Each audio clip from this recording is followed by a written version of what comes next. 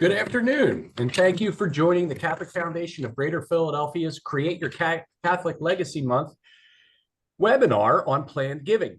My name is Ted Qualley. I'm the president and CEO of the Catholic Foundation of Greater Philadelphia, and we are grateful for your time today, hopefully over a brown bag lunch to learn a little bit more about planned giving. We have an exciting, succinct program for you this afternoon. And we're going to begin by welcoming one of our colleagues, Deacon Jack, to open us up today with a prayer. Deacon Jack. Thank you, Ted. In the name of the Father, and the Son, and the Holy Spirit, amen. Father in heaven, we praise you and adore you. We give you thanks for your great glory. You sent your Son, Jesus, to teach us the way and the truth. Jesus, be with us during this webinar. Open our hearts to do your will as we work to build your kingdom on earth. In a special way, we lift up in prayer our Holy Father, Pope Leo.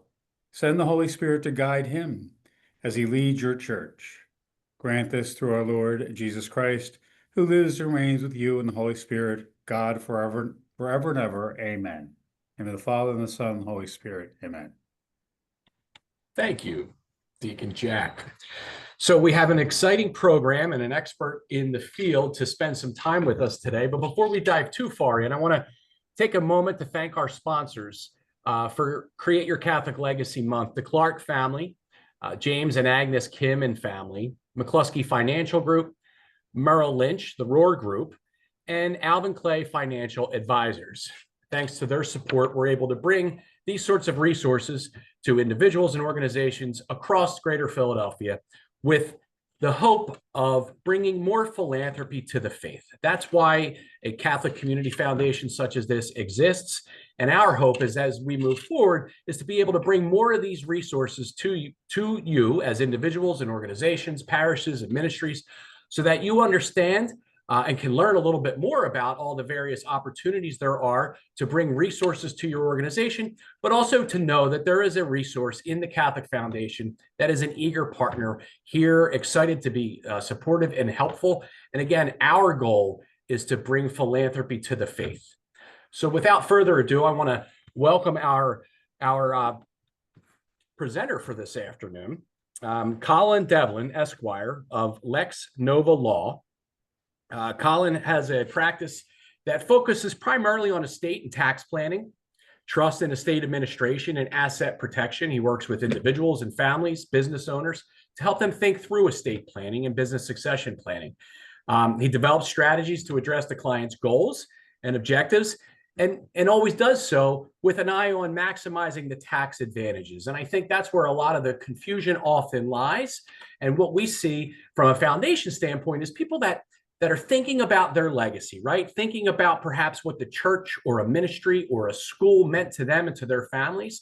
And now thinking about, is there any way that I, if I have great means or even meager means, is there any way that I can continue that legacy long after I'm gone? And while these discussions can be challenging, what we found is that by having them and opening the door to these conversations and being willing to have them and connect people to resources, what you can see from an organizational standpoint is a real trust building exercise that often will result in someone's most meaningful gift of their lifetime.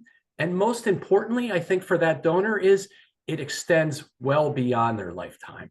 And so we're excited to have Colin here. He's a graduate of St. Joe's University, Temple University, and Rutgers School of Law. He's not a bad basketball coach for the Haddonfield youth basketball team. And it's just been a wonderful partner and someone just I've valued getting to know. I've been in this role now for about 7 months, and Colin is one of the members of our Professional Advisors Alliance and has been an active participant. And so when we asked him if he would be willing to do this as something we could provide to the faithful across Greater Philadelphia, he jumped at the opportunity. And so, Colin, on behalf of the foundation, our partners, and our board of directors, I just want to say thank you. Thanks, Ted. That was quite the introduction, and I'm going to need to bring you along to future speaking engagements the way you embellished with some of the things that you shared. But incredibly grateful for the kind words.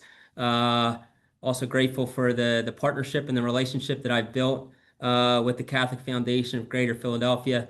As As Ted mentioned, I'm a partner at Lex Nova Law, specializing in estate planning and asset protection, and helping our clients achieve their goals and objectives, not just financially, but our clients who care deeply about their philanthropic goals and donating or giving to causes that mean a great deal to them and their family. So with that said, let's get started.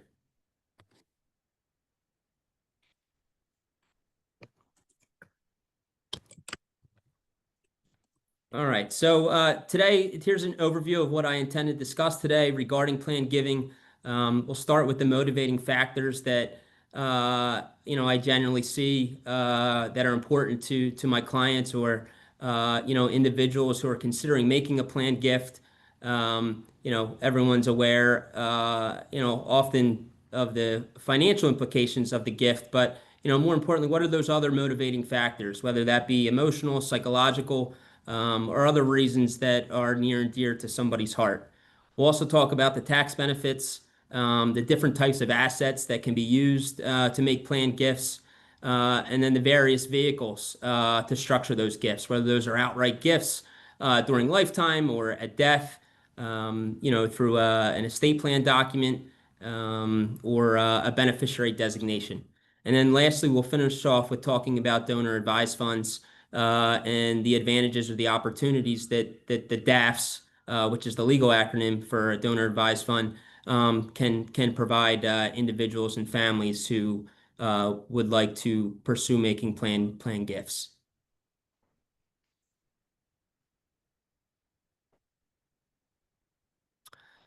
So just starting with motivation, I think as we all know, when somebody decides or to make a planned gift or is considering making, a gift to a charitable cause or a Catholic foundation that is important to them, it's deeply personal and it's driven by a mix of motivating factors. Often my clients have a desire to leave a legacy so that when they're not physically here, their values can still live on, through a potential gift to an organization. There's generally a sense of gratitude with the feeling of giving back. Often we feel indebted to the institutions that help shaped our lives. I'm a product of Catholic education.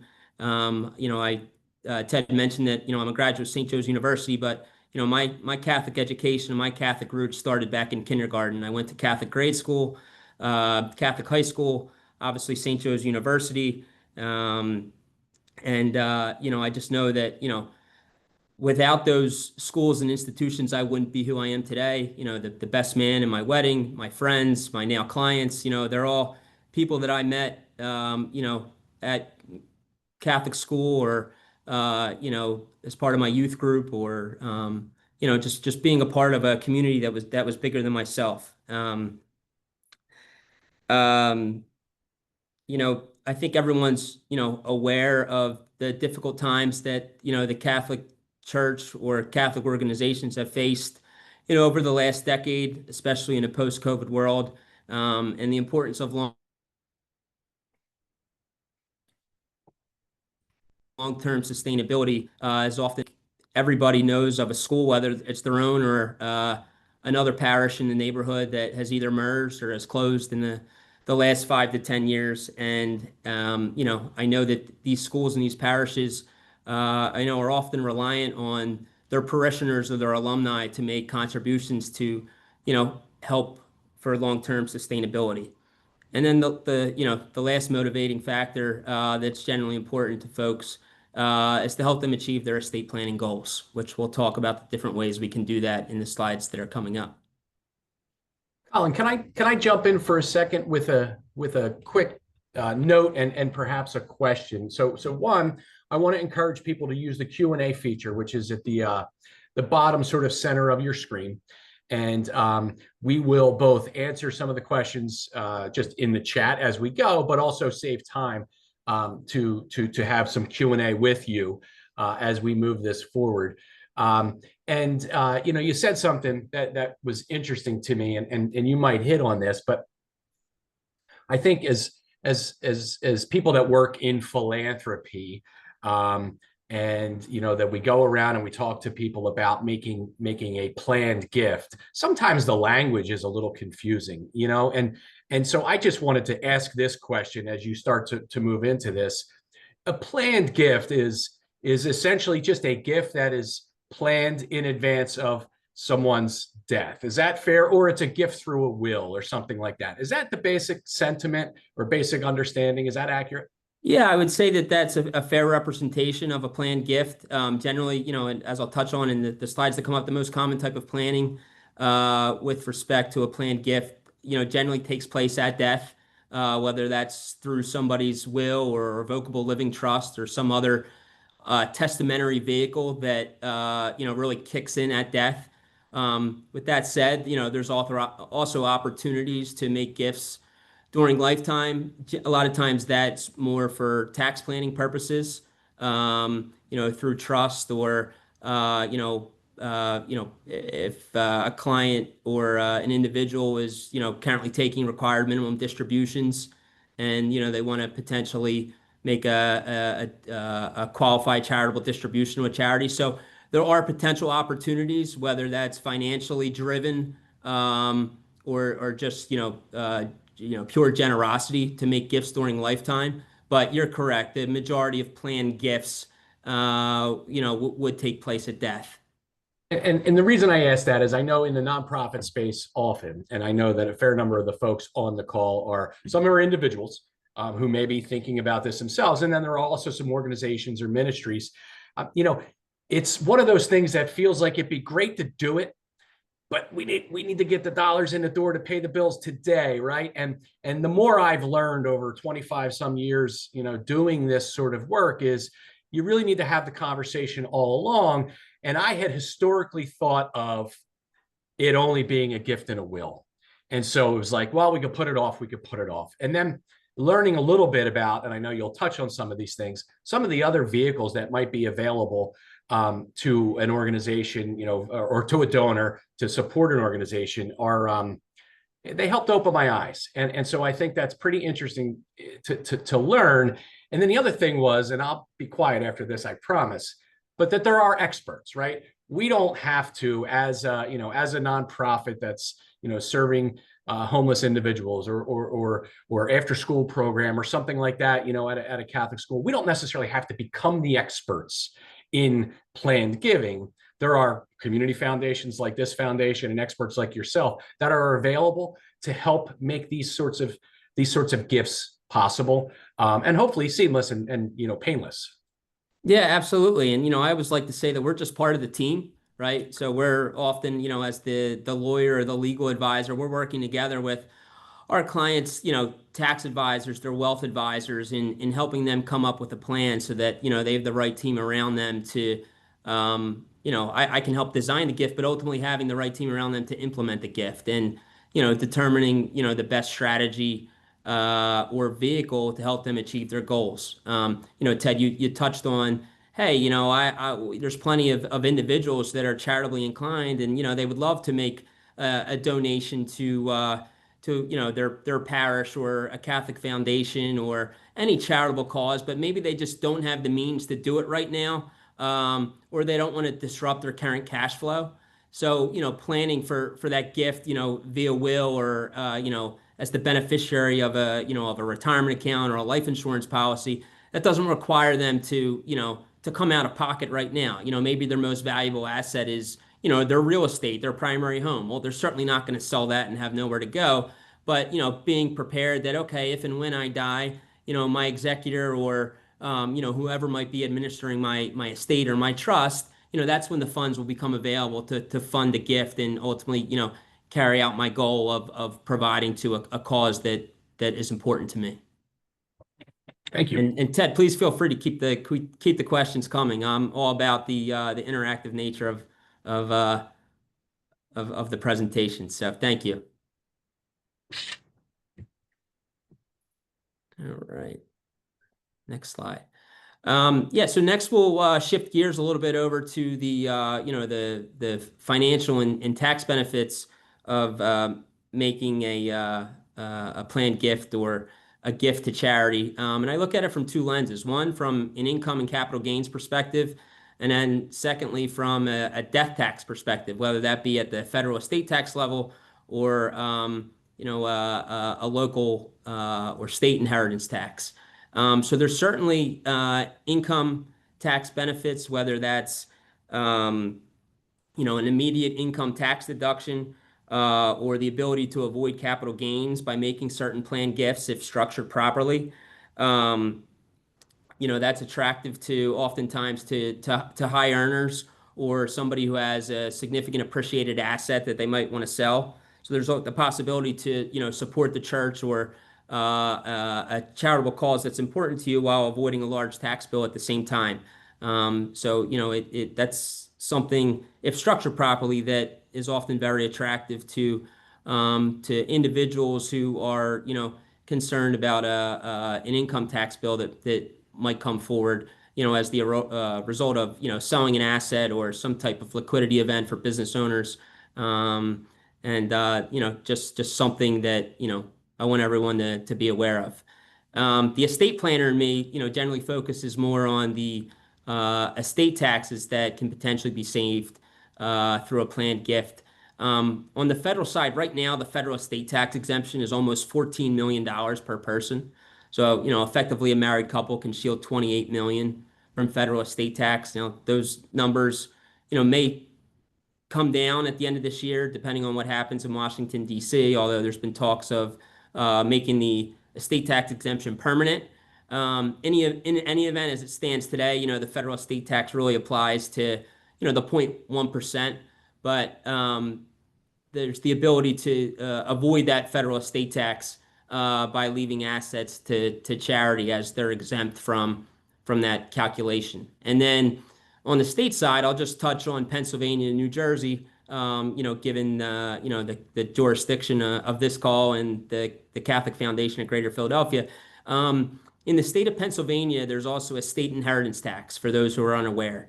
Any assets that pass from spouse to spouse are exempt, but then once you start leaving assets to children or grandchildren, or really anyone other than a spouse for that matter, an inheritance tax kicks in. So anything that's left to a child in Pennsylvania, other than life insurance, that gets taxed at a rate of 4.5%. And then once you start going east and west on the tree branches out to siblings or nieces and nephews, that state inheritance tax in Pennsylvania can jump all the way up to 15%. And then on the New Jersey side, in case there's any New Jersey individuals on the call, historically there was an estate tax in New Jersey on anything above $675,000, but that exemption level, or the exemption altogether, was repealed back in 2018. But there is still an inheritance tax in New Jersey, which has nothing to do with the size of your estate, but rather the relationship between the decedent and beneficiary. So in New Jersey, so long as you leave all of your assets to a Class A beneficiary, which is a spouse or lineal descendants, no inheritance tax. But then once you start leaving assets to siblings or nieces, nephews, friends, that inheritance tax can rise all the way up to 16% in New Jersey. So again, the benefit of leaving assets to charity in the state of New Jersey, as well as the Commonwealth of Pennsylvania, if you were intending to leave assets to somebody other than children, which again are 4.5% in Pennsylvania, one way to avoid that potential state inheritance tax is to leave assets to charity or a foundation or your Catholic school or parish. Thank you. So just a quick, again, we'll go through this slide real quick, just the different type of assets that can be used as part of your planned giving. The obvious one is cash, but other assets that can be gifted are appreciated stocks and securities, real estate, retirement accounts, again, which we'll talk about a little bit more about the benefits of gifting retirement assets, life insurance, and tangible personal property. So the different vehicles that can be used. Oh, I think we skipped the slide by accident. Can we go back one? I think we're still going forward. If we go back to the vehicles, there we go. So this certainly doesn't catch all of the different vehicles that can be used to fund a gift, but these are the most common that I see in my practice. I think the most obvious one, would be lifetime gifts or direct transfers that are made, whether that's, making a gift to charity, directly from an account, whether that's writing a check, making donations, on Sundays to, your local parish, or just writing a check directly to an organization, just as you would for any charity. Then we'll talk about bequest at death, which would happen through a will or potentially a revocable living trust, beneficiary designations, charitable trust, and then we'll finish off again with the donor advised funds.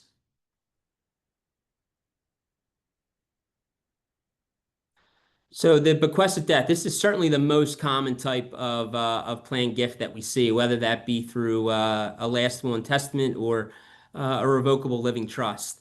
There's different types of bequests that can go into somebody's will. The first, which we'll talk about, is what's known as a specific bequest, where you leave a certain, or you allocate a certain dollar amount or a certain percentage of your estate, directly to a charity, before assets are distributed to, your remainder beneficiaries, right? So look at it as you're giving something off the top before the rest of your estate goes to your beneficiaries. So I used an example here of, I give and bequeath the sum of $50,000 to the Catholic Foundation of Greater Philadelphia, right? I leave $10,000 to, St. David's Church. Sometimes I have clients who say, I want to leave something, but, I don't know what I'm going to die with. If I have enough, I would certainly want to leave, X dollar amount. But again, I'm still relatively young, or, I'm starting to tap into my assets as I get older. If I have, $1 million, I would want to leave something to the church or to the organization, but I just don't know. How do I account for that? So sometimes what I'll do is I will build in a formula into the will where I say, I leave, or my client will say, I leave the lesser of $10,000 or 10% of my estate to X charity or X church, right? And in that scenario, you're building in a backstop that caps the gift at $10,000. But if you only had $50,000, well, then it would defer to the 10% of your estate, right? So again, in that example, I leave the lesser of $10,000 or 10% of my estate to St. Pius Church.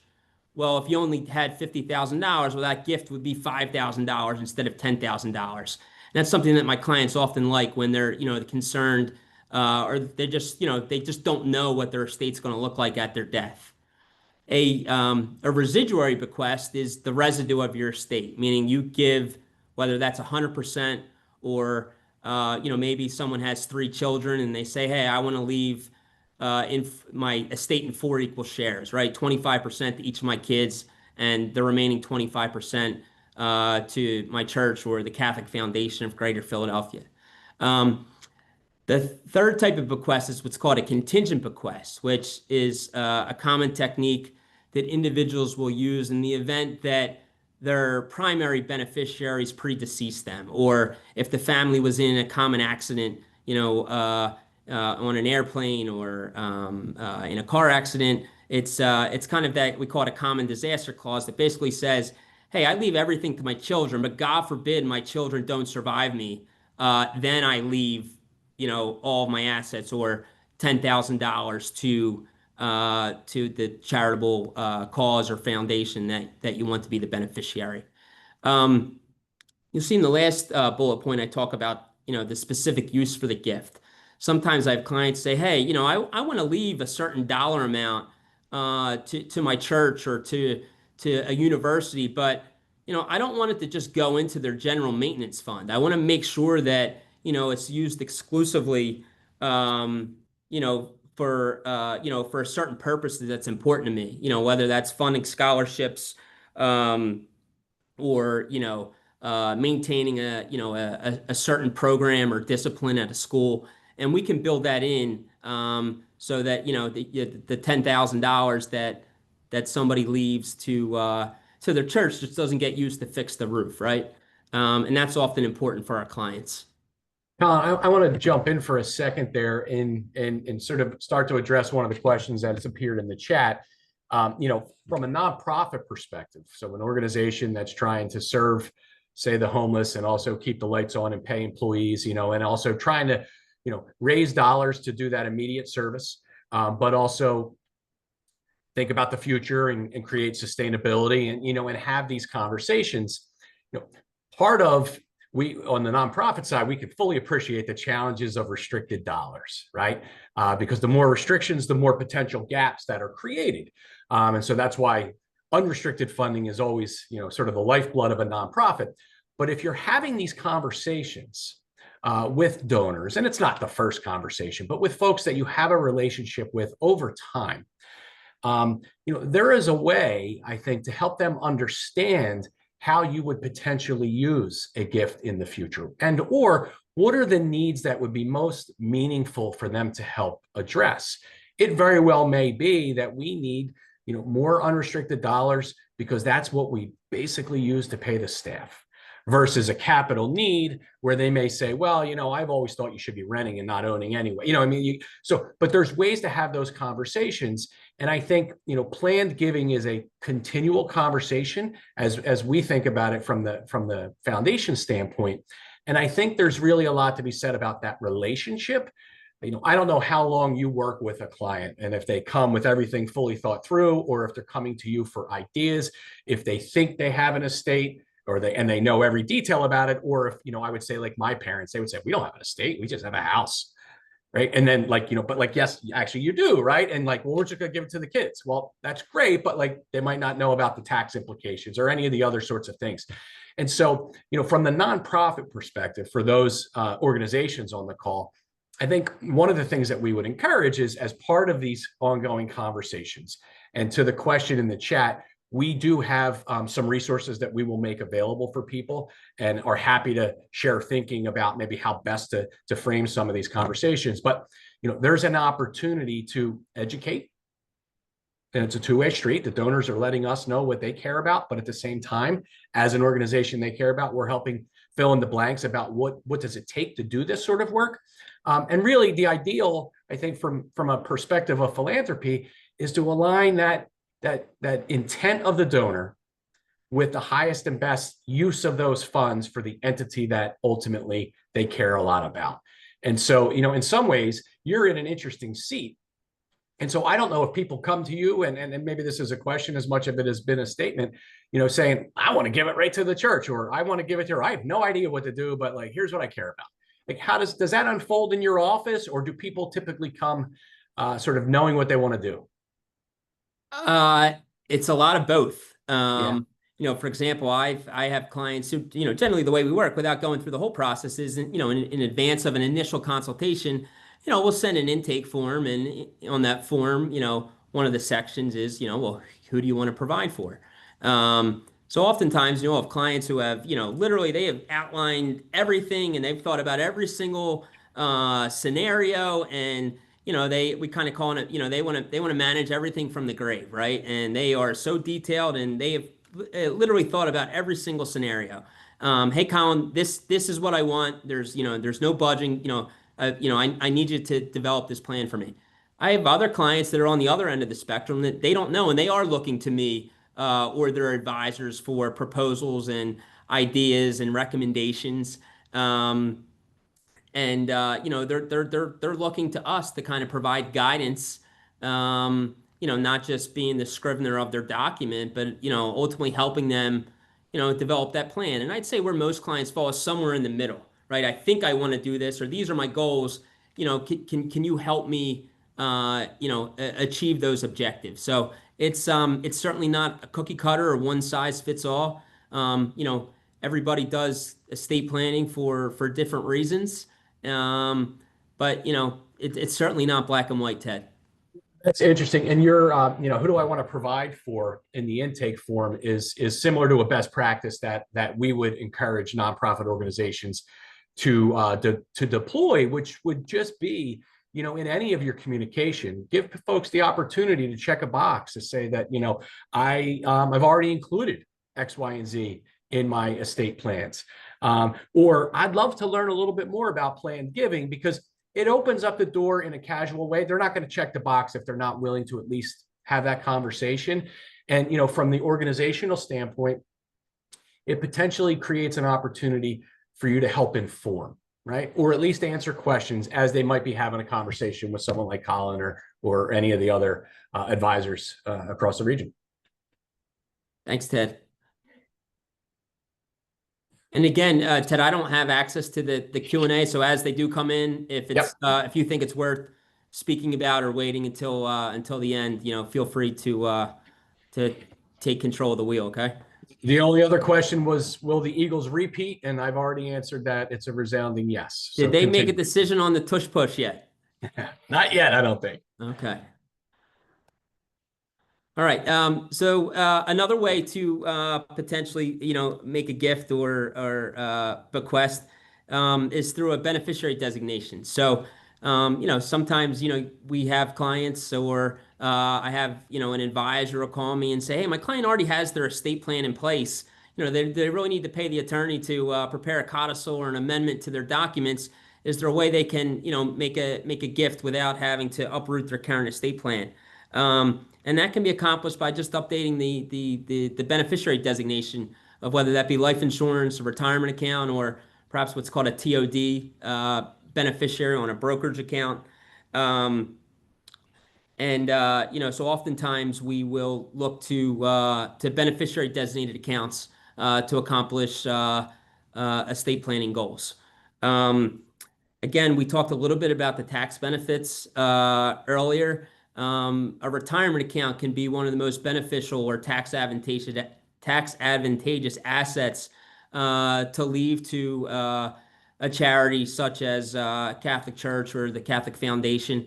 And the reason for that is because there are income tax benefits at death for all of your other assets, right? Non-retirement assets. So your real estate or a brokerage account, they get what's called I don't want to turn this into a tax presentation, but there's what's called a step up in basis, where your beneficiaries can receive your other assets in a much more tax efficient manner, which doesn't apply to retirement accounts. So, for example, if you were going to leave your IRA to your two children, they're going to be required to pay the tax on that retirement account within 10 years, right?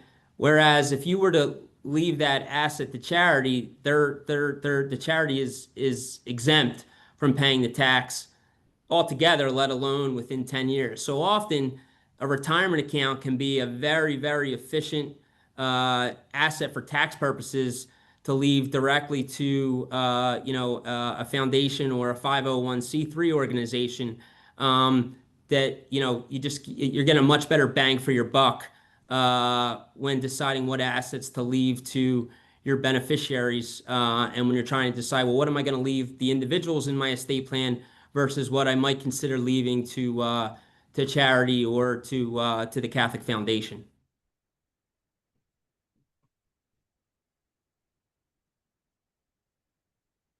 So I'm not going to get into the weeds too much on charitable trust, but there are two types of charitable trust that can be very advantageous, particularly they're used as powerful tools for high net worth individuals or those who have a liquidity event with a business. And essentially what the charitable trusts are, there's two types of charitable trust: a charitable lead trust and a charitable remainder trust, which I'll touch on in the next slide. But essentially what a charitable lead trust is, it's a trust where you make a substantial gift to a charity or a Catholic cause now, but preserve principal for your family. So you may set it up for what's called the charitable lead trust for for a 10-year term, which for a period of 10 years you would leave an income stream or an annuity to the charitable beneficiary, and at the end of that number of years, the assets would come back to your remainder beneficiary, whether that's your spouse or your children. And there can be both income and estate tax benefits there.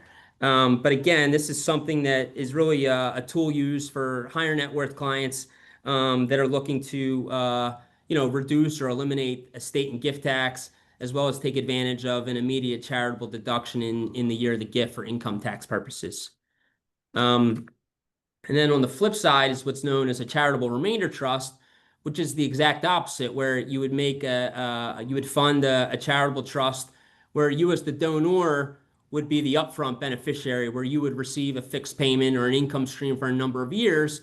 And then at the end of the term, whether that's a term of years or at your death, the charity would receive the balance of the trust assets. And this can be, again, a strategy that's used to avoid capital gain tax while also allowing a donor to maintain a lifetime stream of income.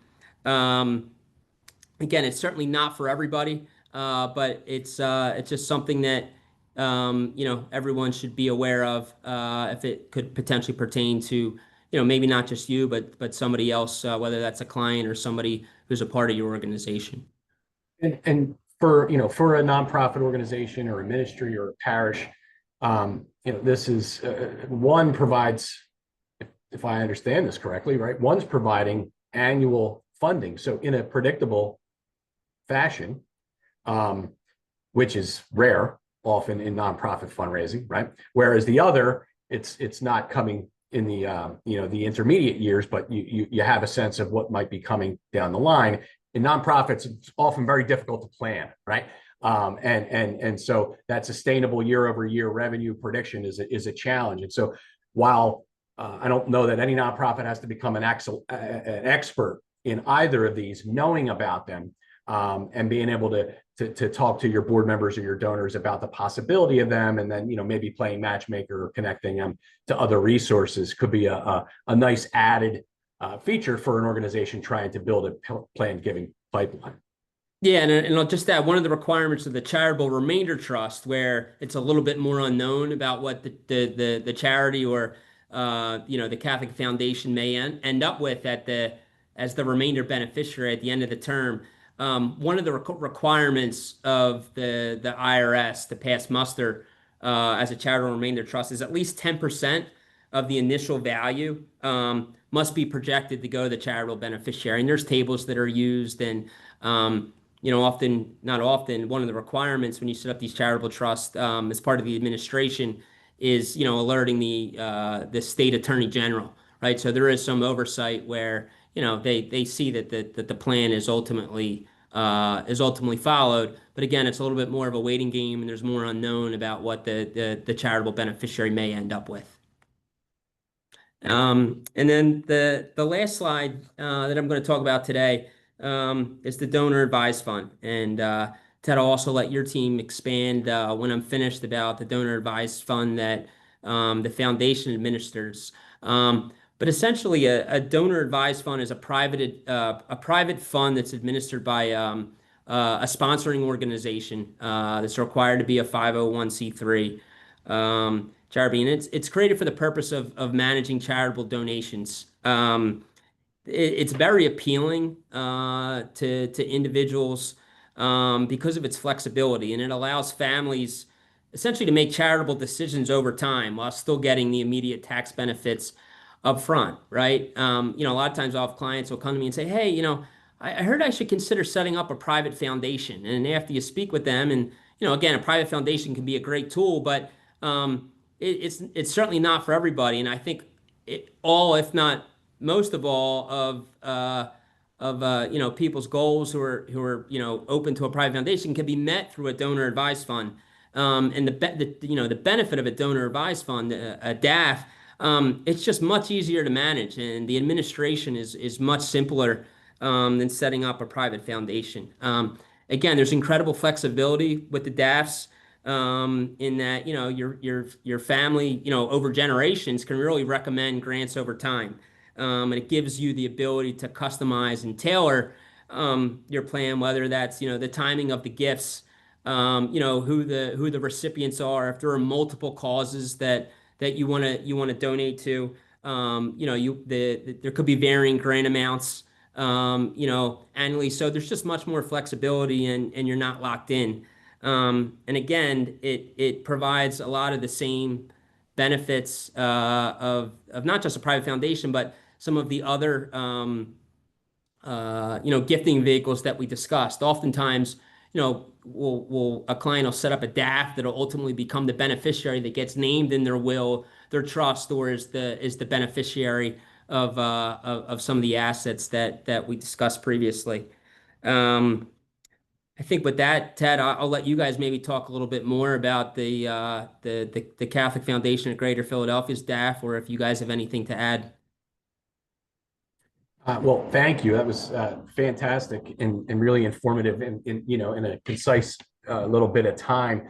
Yeah, I mean, we offer donor advised funds and are happy to do it. Oftentimes people will almost think of them as a philanthropic checking account.